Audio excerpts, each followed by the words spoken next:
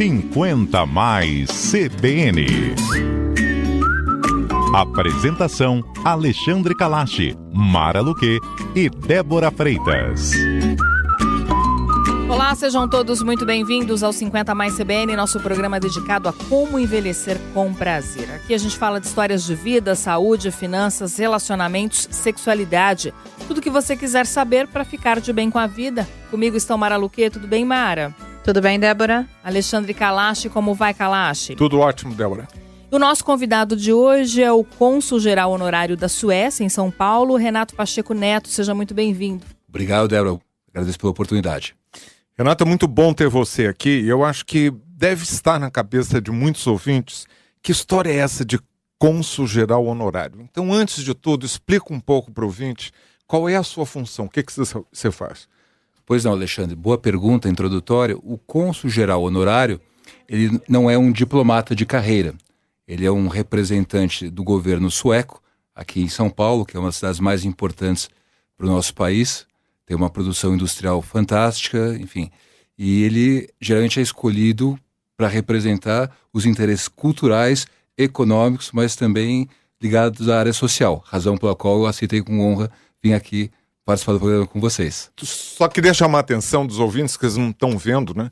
É claro, vocês estão ouvindo o Renato falando português totalmente daqui, brasileiro, quase tão careca quanto eu, ele só não é tão careca porque ele é mais novo, e aqui, como cônsul-geral honorário da Suécia, como é o processo que eles chegam a você? Como é que você virou cônsul-geral honorário da Suécia? Eu gosto muito da sua pergunta, Alexandre, porque eu também fiz a mesma pergunta quando fui procurar, então vou explicá-la a você. Eu, durante muitos anos da minha vida profissional, como advogado, representei investidores e empresas suecas que atuavam não só no Brasil, mas no espaço latino-americano.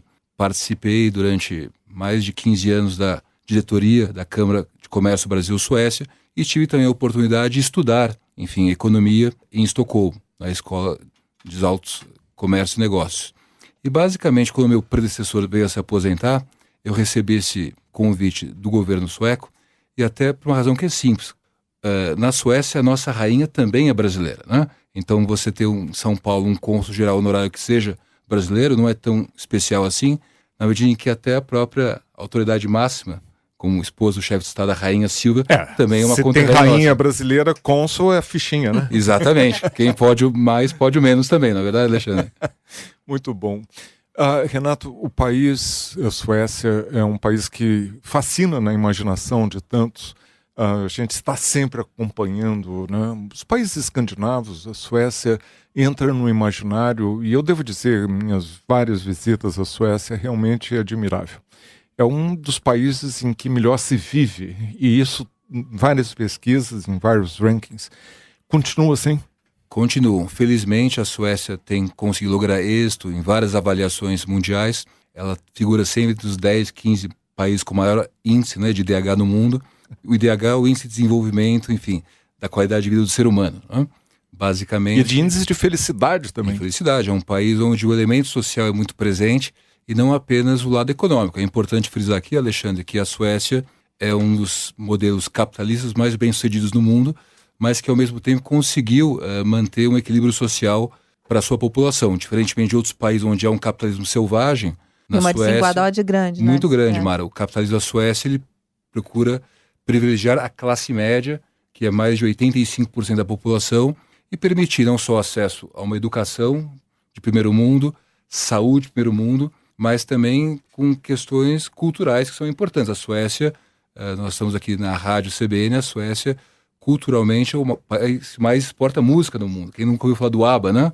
O Dancing the Queen, da rainha Silvia brasileira, quer dizer, é um exemplo clássico da exportação de cultura para o resto do mundo. Um país de 10 milhões de pessoas, mas com um PIB que é fantástico, né? Ô, Renato, não existe um modelo completo, ideal, perfeito de sistemas de aposentadoria, mas a Suécia está entre os países onde tem os melhores modelos. É verdade. Fala um pouco para a gente como é que funciona. Eu vou responder a sua pergunta com um comentário que volta um pouquinho até, enfim, nós temos o Plano Internacional de Ação sobre, enfim, a terceira idade, sobre o envelhecimento. que já tem aí para a gente mais de 15 anos, né? Ocorreu na Espanha, no começo da virada do século, e a Suécia saiu na frente preparando o país não para uma ação imediatista, mas uma ação de longo prazo. Então, nós tivemos recentemente, eu posso comentar com você, uma pesquisa, fruto de uma consulta pública, que demorou para a gente 1 ano e meio, com várias enquetes e coleta de informações para apresentar ao governo um plano que vai durar de 2019 a 2034. Como fortalecer as instituições que trabalham com idoso e com o terceiro setor. Eu posso dar alguns exemplos para você. Nós temos muito clara a questão da promoção da saúde preventiva, né? Porque hoje o cuidado com o idoso não é apenas quando ele já está doente, mas como evitar que ele venha ficar doente em circunstâncias que são menos favoráveis ao seu atendimento. Então, questões de emergência, de vigilância, de monitoramento. A Suécia procura também aplicar a sua tecnologia, que é extremamente desenvolvida, no tratamento dessa parcela tão importante da população. E um dado só final aqui, nessa introdução inicial, a Suécia hoje tem praticamente, 1/5 da sua população com mais de 65 anos. E é a população proporcionalmente mais velha, entre parênteses, entre aspas, do mundo, porque a longevidade chegou aos 80 anos praticamente, né? E todo mundo tem acesso às políticas públicas que você citou aqui? Todos têm, e por uma razão que é simples. A Suécia é um país que prega muito forte a questão da igualdade. Débora, nós temos na Suécia um ministério que trabalha especificamente para a questão da criança, da igualdade e da terceira idade. Uma coisa que poucos países do mundo têm. E nós, inclusive, recebemos aqui, o ano passado, a visita da nossa ministra da terceira idade, que participou de uma série de reuniões, tanto em Brasília como no Rio de Janeiro, né? Isso mostra a preocupação de você ter não só uma política, mas também um gestor público encarregado dessa implementação e da sua fiscalização. Eu estive com a ministra quando ela esteve no Rio no ano passado, foi por volta das Olimpíadas, e uma coisa que me deixou sempre muito impressionado, e eu perguntei para ela se essa é a política que vai continuar, porque, Mara, a gente sabe que paga-se muito imposto na Suécia, mas você vê o resultado. E quando você vê isso traduzido no nível de satisfação da população, as pessoas não se importam de pagar aquele imposto, porque eles estão recebendo esses serviços super importantes da educação e da saúde. Eles veem esse retorno, mas também da infraestrutura, de promoção das artes, promoção das igualdades. E uma coisa que eu queria chamar a atenção é uma coisa que está sendo debatida. A gente acabou de ter eleições na França e em outros países europeus, que é a questão da imigração. Sim. A Suécia hoje é o país que, por número de habitantes, mais recebe refugiados. Conta um pouco porque isso é tão primordial nessa ebulição, nessa fogueira que a Europa está se transformando. Com prazer, Alexandre. Obrigado pelo seu comentário. Veja só, a Suécia é hoje um dos países que tem uma população muito pequena. 9,5 milhões é a quantidade de suecos, e nós temos uma população muito grande de estrangeiros no país que viraram suecos também, né? Foram ser integrados. E a razão é simples. Quando você teve essa massa de movimento migratório do sul da Europa, do Mediterrâneo, as pessoas não quiseram se estacionar ali. Elas buscaram ir ao norte. Por quê? Porque os países nórdicos, principalmente a Suécia, têm uma política muito aberta de igualdade, como eu me referi. E nós precisamos voltar um pouquinho na história para ver que a Suécia, já de longa data, de muitos séculos, né, desde a época dos vikings, buscou ampliar suas fronteiras. E quando ela ampliou suas fronteiras, enfim, na sua produção comercial, na sua produção de investimentos, também com outras culturas, ela percebeu que não era importante apenas exportar, mas importar valores. A sociedade sueca ela é muito híbrida, é uma sociedade muito transparente. Nós temos a lei mais antiga de transparência do mundo, com mais de 250 anos, que vem da Suécia. E justamente essa etnia, essa miscigenação cultural fortaleceu o DNA do sueco e permitiu que ele fosse bem-sucedido não apenas fora, mas também na sua própria casa, né? Eu comento sempre que nós temos 24 ministros na Suécia, dos quais metade são mulheres. E desses 24 ministros, muitos deles não são suecos de nascimento, vieram se tornar suecos, vieram de outros países. Coisas que em poucos países do mundo nós vamos ver, né?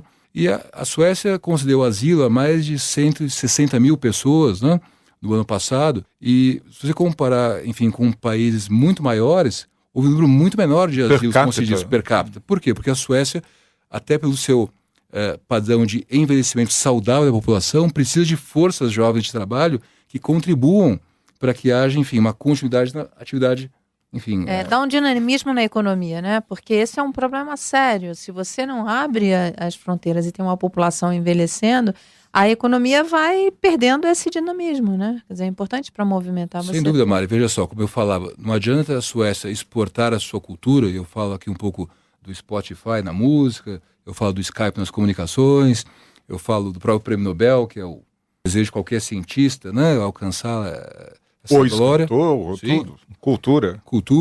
Mas a Suécia entende que é importante também exportar a sua cultura dentro da sua própria casa, para aqueles que vêm ao país. E nesse sentido, isso sem dúvida contribui para que socialmente essa classe de imigrantes que chegam ao país possam ser inseridas rapidamente no sistema produtivo e econômico para propiciar um envelhecimento sadio da população.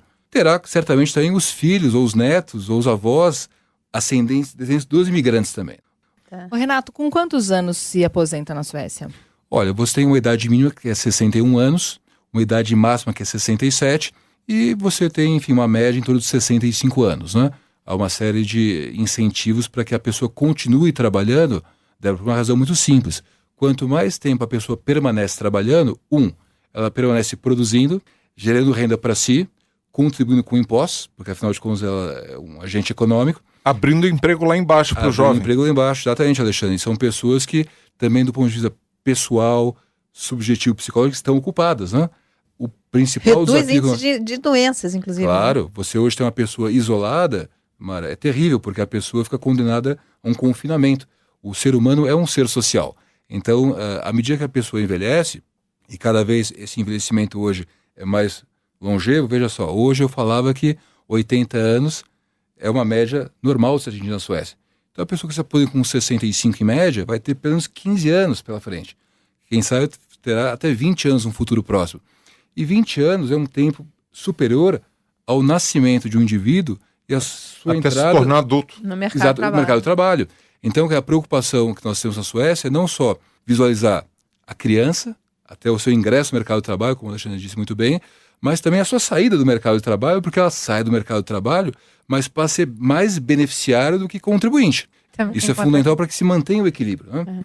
A gente faz agora um pequeno intervalo e eu lembro que você, ouvinte, internauta, pode participar. Mande sua mensagem para 50mais@cbn.com.br. Estamos também no Twitter, @50maiscbn.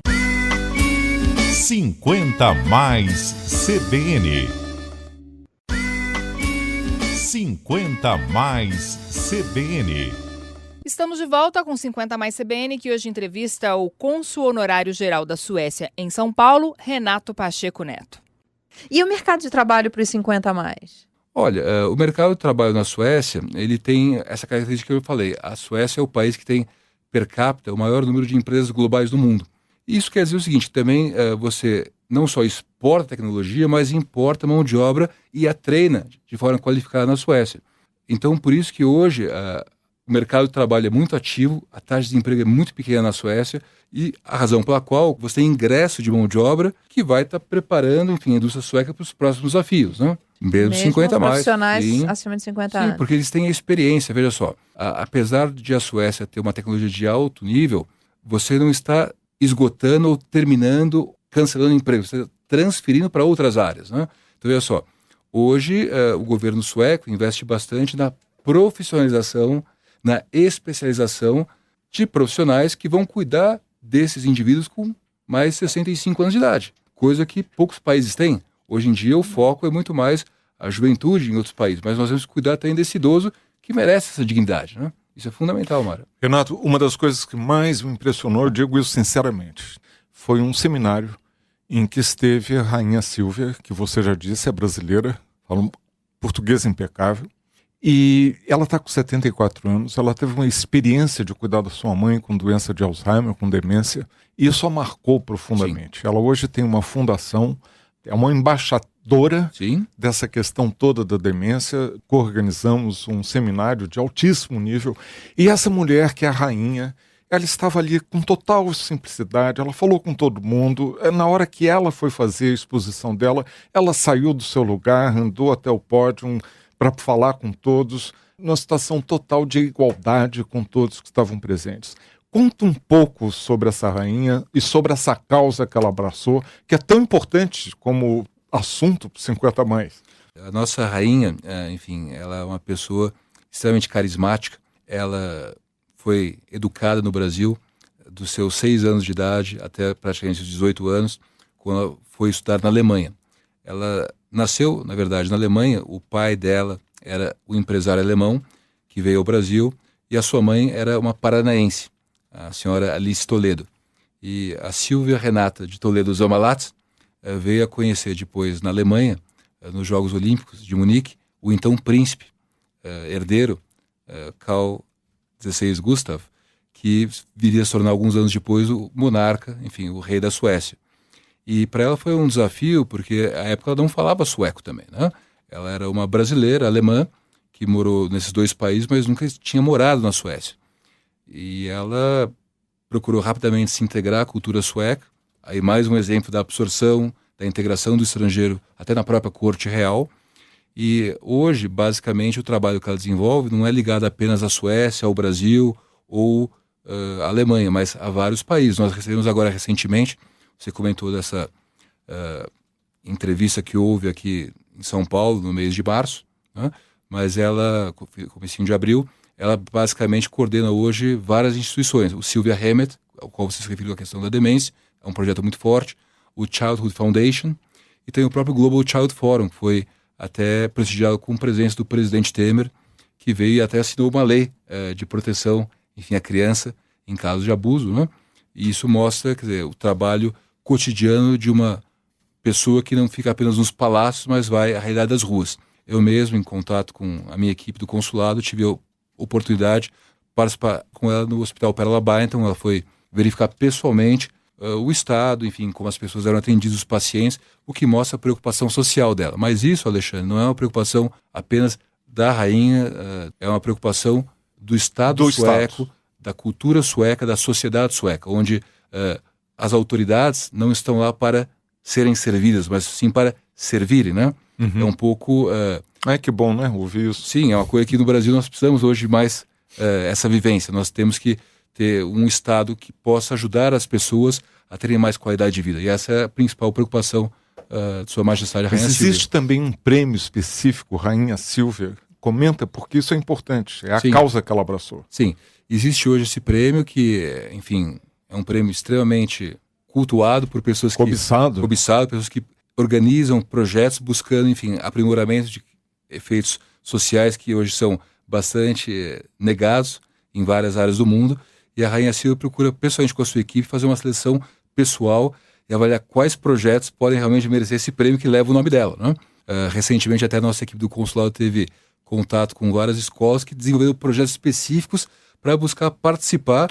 E entendendo o prêmio em si, só a participação já é um prêmio em si, não é, Alexandre? Mas eu não estou me referindo ao prêmio para escolas, eu estou me referindo ao prêmio Rainha Silvia para cuidados de pessoas com demência. Obrigado. Esse também é um outro prêmio, nós temos tantos prêmios na Suécia, mas o trabalho que ela teve, até em função da experiência familiar que ela teve com demência, ela faz questão que isso possa, enfim, ser premiado de uma forma digna, que as pessoas que se engajam na causa social tenham um reconhecimento e por isso ela até empresta o nome a esse grande projeto. Eu vou contar aqui para você, mas sobretudo para os ouvintes, uma das coisas que ela falou nesse seminário interessantíssimo, ela ali presente durante 4 horas com um grupo de brasileiros discutindo sobre a questão de cuidados com pessoas com demência. Ela disse que quando a mãe dela, Dona Alice, ficou com demência, ela já estava na Alemanha, já morando, claro, há muito tempo, e o esposo, o pai da Rainha Silvia, protegia, e ninguém percebeu até que ele faleceu, e ficou claro que a Dona Alice estava demenciada. E a rainha, então, levou-a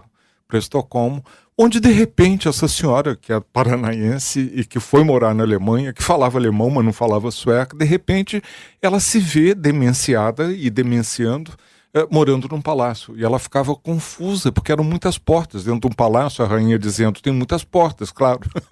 Então eles tiveram que pintar a porta da mãe da Rainha Silvia de vermelho, porque era uma forma dela visualmente ver e identificar a porta do quarto dela. Eu achei isso fantástico, porque, poxa, é claro, né, nem todo mundo tem um lugar com muitas portas para que a sua mãe demenciada possa escolher. Mas o fato dela ter se sensibilizado, porque cuidar, mesmo por uma rainha, de uma pessoa com demência é muito difícil. Isso lembra, Alexandre, o que eu comentei agora, a questão de você servir, né? Que a autoridade, seja o monarca, enfim, o chefe de Estado, o chefe de governo, está lá para servir, né? E não para ser servido. Então o exemplo vem de cima. A questão, digamos, da Dona Alice ilustra muito bem, porque a própria rainha cuidou ela de servir a mãe. Poderia ter pedido para 1000 serviçais, assistentes terem cuidado disso, mas ela preferiu pessoalmente se engajar. Levando, enfim, a mãe a uma condição digna no final da sua vida. Né? Claro que com todo o suporte que pode ter uma rainha e vivendo super bem num palácio, etc., mas o fato de ter feito essa opção de cuidar. Não deve ter sido fácil para Dona Alice, de repente, uma brasileira que só fala alemão, viver num palácio onde só se fala sueco. Mas, enfim... Sem dúvida, mas só para ilustrar com uma questão também comparativa, na Suécia hoje nós temos vários estrangeiros que também envelhecem na Suécia, né? E até por uma questão, digamos, de atenção personalizada, até o governo sueco disponibiliza acesso a tradutores, a intérpretes, porque muitas pessoas têm dificuldade, não foi só a mãe de Sua Majestade, a Rainha Silva, mas nós temos hoje muitos imigrantes que chegaram na primeira geração, os filhos falam bem sueco, mas eles ainda têm a dificuldade. Então o governo sueco procura oferecer essa assistência personalizada e sob medida também. Quer dizer, mesmo os imigrantes que chegam, que envelhecem lá, têm direito a toda a assistência, todo o aparato social. Totalmente, Mara, porque eles também contribuem para esse sistema, né? Nós não diferenciamos, quer dizer, o cidadão sueco, o cidadão estrangeiro que reside na Suécia, mas que contribui de forma igual para que o sistema possa ser mantido. Então, como eu dizia ao Alexandre, nós temos uma personalização do tratamento, buscando evitar uma massificação. Até porque a massificação pode ser muito mais cara para o sistema, né? Então hoje, com tecnologia de câmaras, de alarmes, de sensores, eu posso monitorar pessoas nas suas próprias casas para evitar um custo de ter que criar uma vaga numa organização pública, um quarto a mais, deslocar a pessoa da sua individualidade na sua casa, com seus familiares. Então é um investimento preventivo, mas tem logrado muito êxito. Renato, detalhe um pouquinho mais pra gente essa utilização da tecnologia nessas políticas públicas, nessas ações voltadas para os idosos. Débora, com prazer. Eu vou começar com um exemplo simples. Se na minha residência, em vez de eu contratar um guarda, que vai me custar algum valor expressivo, eu colocar uma câmera de segurança, eu vou ter esse mesmo guarda à distância monitorando várias casas por um custo muito menor, não é verdade? Então, eu posso trabalhar um sistema de monitoramento preventivo com pessoas da terceira idade com um custo muito mais baixo, porque a tecnologia está presente e o governo a usa de forma eficiente. Não só com câmeras, com alarmes, sensores. Vou lhe dar um exemplo. Hoje nós temos na Suécia certos colares que a pessoa de idade pode utilizar e em função do equilíbrio que existe, o sensor pode dizer se ela caiu no chão ou está em pé. Eu posso ter visitas periódicas, que seja uma vez por dia ou duas, para verificar se a pessoa se alimentou corretamente. E caso não tenha tido, acionar um sistema que vai ajudá-la. Isso tem um custo muito menor do que se eu fosse criar uma instalação para que essa pessoa fosse habitar sob a guarda do Estado sueco. Então são pequenas medidas com grandes resultados, Débora, que nós temos tido. E isso abre possibilidades de parcerias com o Brasil, sobretudo com as populações mais carentes. O Ministério do Desenvolvimento Social está começando um projeto exatamente para dar esse tipo de assistência à distância, e seria muito legal se a Suécia pudesse colaborar com isso. Sem dúvida, Alexandre. Até um pouco nesse sentido que nós tivemos a visita da ministra, né? Não só da igualdade, mas também da terceira idade, a ministra Åsa Regnér, o ano passado aqui, para buscar já um intercâmbio de informações e best practices. Né? Nós queremos não só ensinar, mas aprender como é a realidade local do Brasil para poder adaptar uma solução que não seja sueca, mas seja sueco-brasileira. Nós queremos o quê? Interagir e não apenas passar um modelo que talvez não sirva no Brasil. Até porque são países com histórias diferentes, com realidades diferentes, mas que podem ser trabalhadas de forma conjunta, somando esforços. Né? Essa é a ideia.